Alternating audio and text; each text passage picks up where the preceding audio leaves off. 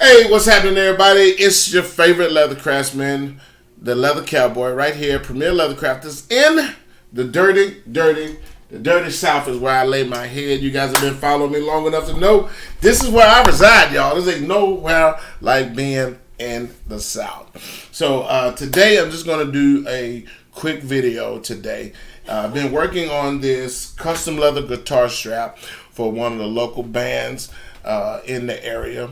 A local band called Free Beer, which puts on a phenomenal show. If you guys have never caught a Free Beer show, you want to go if it's in your area. And right now they're getting ready for Ranchapalooza, which is a big, huge outdoor event down here in the Florida area. And so when I saw them perform in St. Simon's Island, the show was great. It was a good show. And I was like, hey, you guys need a Free Beer guitar strap. So you might have already saw the other videos that I've done where I did some Free Beer lighter cases for big lighters. Those are in another video right here on YouTube and on my other social media platforms. But I just wanted to do, now the Free Beer lighter cases for the big lighters are just something that they can put out there to their fans, or they can be sold at the venue as well. So it's an avenue in a way for the band to make some extra money, as well as have, those little cases are for the VIPs or their fans that follows the band around. So it you can work that a lot of different ways with the management team of the band, if this is the way that you want to go, to where those who show that Free Beer lighter case, or a band in your area, if they show that lighter case, they'll get like $5 off for coming to the venue to hear them perform. But I wanted to show you guys this custom leather guitar strap that I'm working on right now. Let me see if I can get the light going. That might be too much light. But you can see the Free Beer logo. This is the band's logo here. 2 beer mugs. And I kind of started already putting this together. And next phase here, I've already done the border. So now I'm going to go in and do the backgrounding tooling inside of the Sheridan design. But one thing that I wanted to point out in this video, ladies and gentlemen, again, guitar strap. So when the guitarist put this on, you can see the Free Beer logo on whatever the guitarist is, and it features all of the artwork, which will be going down the back side of this. Now, this video actually can tie into small projects that can make you a lot of bank, because guitar straps aren't that big of a project. They're not that big of a project, but these straps, depending on your skill level, with your carving. Now, these can be done with just simple tooling work. You can do a lot with your tools and just tool and design some nice guitar straps. Now, these guitar straps can go anywhere from $175 up to $375, depending on the detailing of the work, how much you do, and how much detailing and artwork you put into each piece. But these small projects can create you a lot of money. But the feature thing that I wanted to talk to you guys about is the border. Now, this border was done with a very simple tool. Let me get you guys the tool that I'm going to use, and I'll show you the artwork. This tool is this one here. A nice, can I get that close where you guys can see that? Yeah. This is a nice, simple tool here, right in between the fingers. Now, this tool is a Tandy tool, and this is D447. Wow. See, I got to get my old man eyes. D447S. D447S. Now, the border that was used, this tool was made to do this border here. Now, very simple tool work. Now, it is a lot, and they come in 3 different sizes, so you can get these in 3 different sizes depending on the project that you're working on. But it creates this border here. I would say it's what we call a nice ribbon border. Creates that little S pattern, and what you will do is lay down your base border first. Now some crafters will do the interior side that creates this little opening here. So you can go either inside or outside. It doesn't really matter. You just want to make sure that you take your time in using this tool and have the right, you want to be consistent with the spacing apart, because when you get ready to do the opposite side, you want this tool to go right in the center of these other two tools. And you can basically put the point of this one where these two tooling work here. You will see a little tick in the middle from the stamping, because the stamp base is only so big. So wherever this one ends and goes over here to this next one, you want this tool on the interior or the exterior to go right in the middle center of that. Now, also, you want your other side to mirror. Let me cut this light off. This light might be too bright. Now, you want this side here. Let me dull that down some. Yeah, you want this side to do a mirror exactly of the opposite side. So this is what will create and make you the big bucks. So when someone is looking at the piece, they cannot tell the difference between the two. And this flows throughout the whole entire guitar strap. Now, as we continue to tool this out, and I'm going to start working on the backgrounding now. And this is a key point, because there are so many leather crafters out that's doing the Sheridan design, which Sheridan is very popular. Sheridan will always be popular in the leather crafting world. But I have been doing a little research on another design that was pretty much forgotten about, and it became popular out of Versailles, New Mexico, when that part of, now Versailles, California, when that part of California belonged to Mexico. And this is how you can tell your saddle makers back in the 1800s, and you guys can do your research on this too.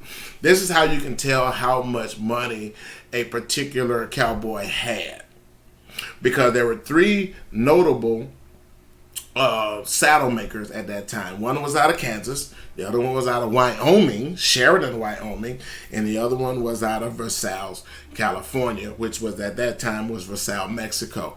Now, the only difference that I have found between the two styles of Sheridan and Versailles, now some people might say Versailles, depending on how you type that in. I don't know. I have to get with some of my Hispanic friends and find out the proper pronunciation of that. But the only difference between the two, the Sheridan and the Versailles, is the amount of backgrounding work. Now, in Sheridan, all of your backgrounding work is very small, like in between the two flowers and the scroll leaf here. So when I background this, you would have to have very small backgrounding tools to get into these little tight spaces. Another one is there. Another one is here, backgrounding around this flower and the scroll there, inside of the scroll here, and all the way out through the whole entire piece. That's another one. And you have to make, when you're backgrounding these, you want your artwork or your flowers and your scrolls to stand out more. This is why Sheridan is so popular, and they command that high dollar value, because all of your backgrounding tools have to be very small. Let me see if I can find you guys some where you can see what I'm talking about. There's one. Whether you are small backgrounding or doing larger portions. Now, let me get all the backgrounding tools together. So if you're doing Sheridan, this is one key component that you want to keep in mind. The smaller the backgrounding tools, the more Sheridan you can do. So another backgrounding tool is this little pear-shaped backgrounding tool. This is very small. You guys can see that's smaller than my thumbnail, smaller than my pinky nail. This is very tiny, very small.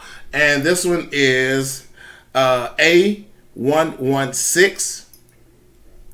Another one is this one here. Now this is a beveled backgrounder. So when I get ready to work around the borders, I can bevel that border down and it'll have the same matte printing as this one here. These backgrounders are the same. The pits are the same. So these two tools will work in conjunction.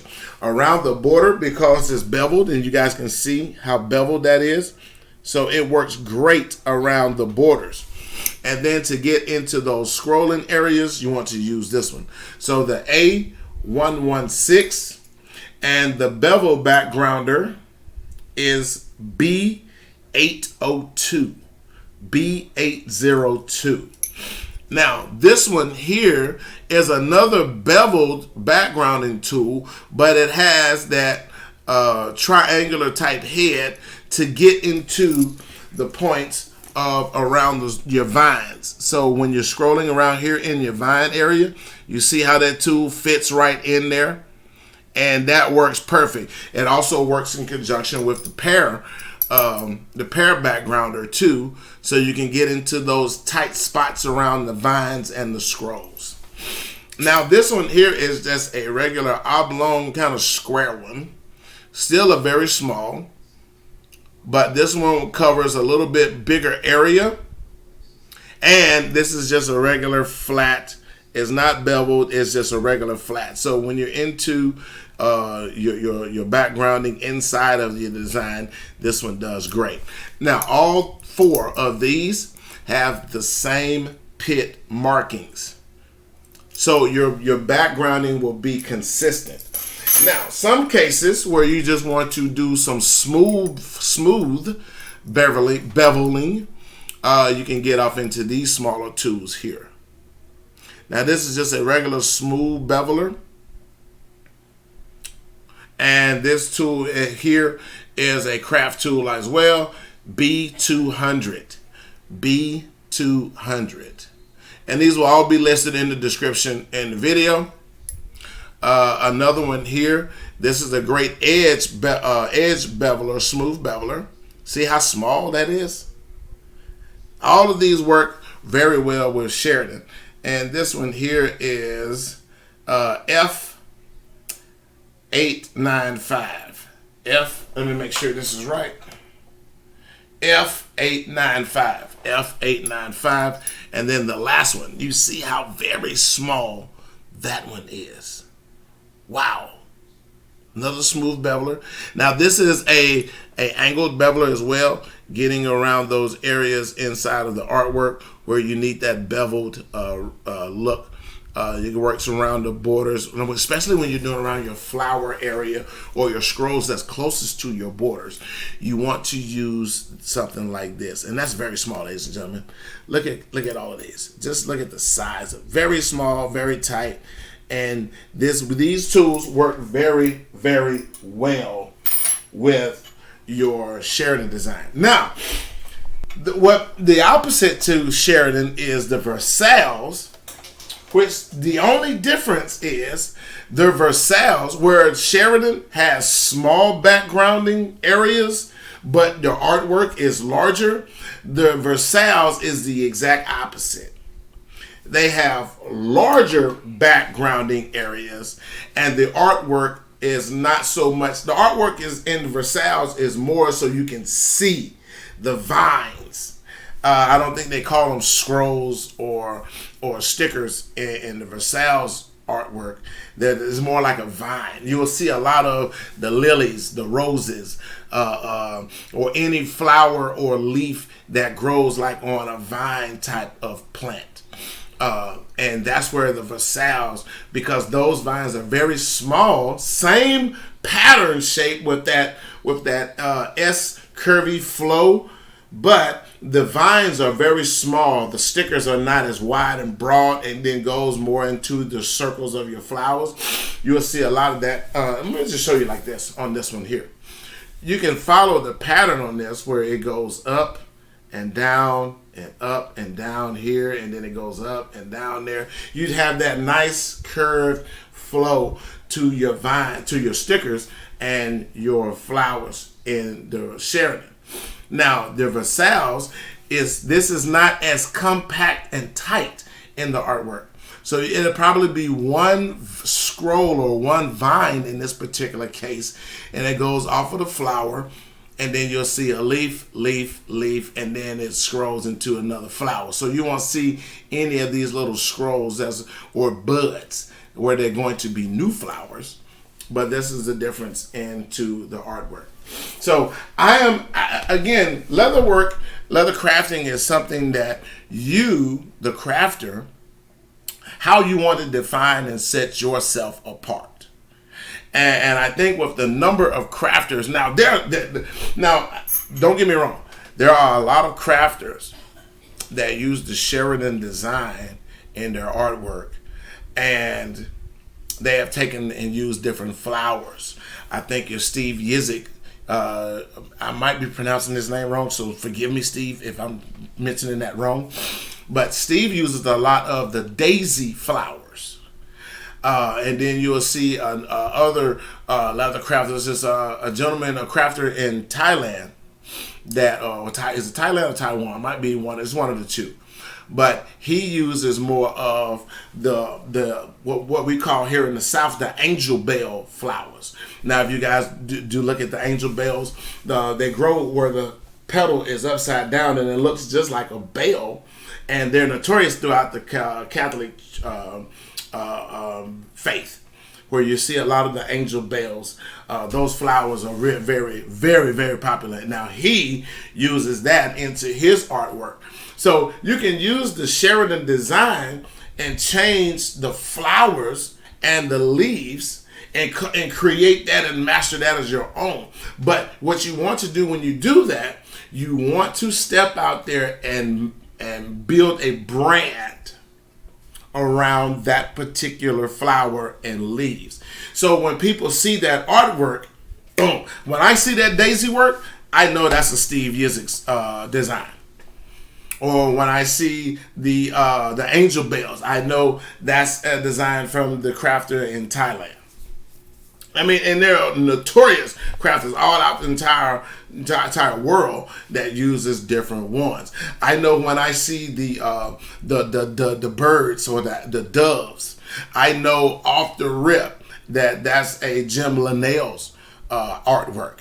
Or Jim Linnell uses a lot of animals into his artwork: the bulls, the horses, doves, and birds. And now, as far as I know, with this swivel knife, Jim Linnell is a living legend, ladies and gentlemen.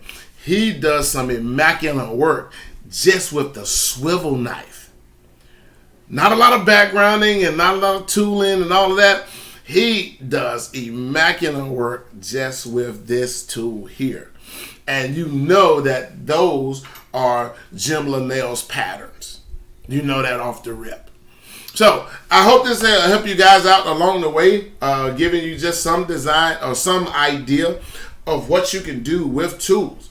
You can do a lot, ladies and gentlemen, with those basic R8 tools that come into the beginner kits.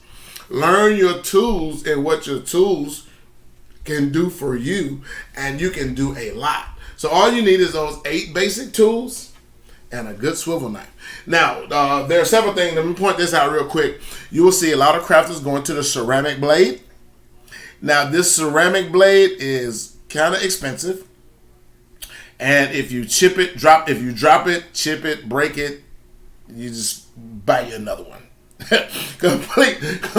There is no fixing the edge or the point on these ceramic blades. Now, these come also in another color, which is the red, the ruby blades, which the ruby blades cut like nobody's business. Now, you can do a lot with the ceramic blade. And this is an angled ceramic blade. You guys can see that. Very small, where you can get into doing some tight carving work with this one. And I also have, now I basically use my square blade, which is on this tool here. My square blade. Now this one comes in when you go to buy a basic swivel set. You will get this big square blade here.